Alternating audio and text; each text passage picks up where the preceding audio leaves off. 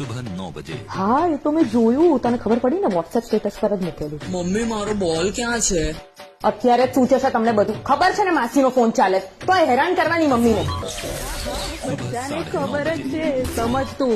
એક વખત ફરવા ગયા એમાં તો આટલા મોટા મોટા સ્ટેટસો મૂકે છે, ઉધારી ના મૂકો છે, બધાને ખબર પડે કેટલી ઉધારી. મમ્મી મમરા ખાવા છે.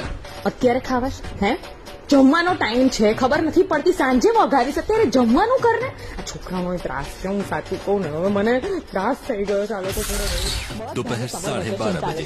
આપણે સમર વેકેશન જેવું ખરું, 2 મહિના તો શું, 2 દિવસે ઘરમાં રાંધીએ નહીં ને તો ખખર બખર થઈ જાય. પિંટુડા દરવાજો તો ખોલ, ખબર છે કામવાળા માસીનો ટાઈમ થઈ ગયો છે, બધું કામ મમ્મી જ કરે. दोपहर 1:15 बजे। તે લઈ લીધી રાજાપુરી? હા, કેટલાની આવી? સારું કહેવાય. હા, અમારે તો અહીંયા બહુ મોંઘી છે.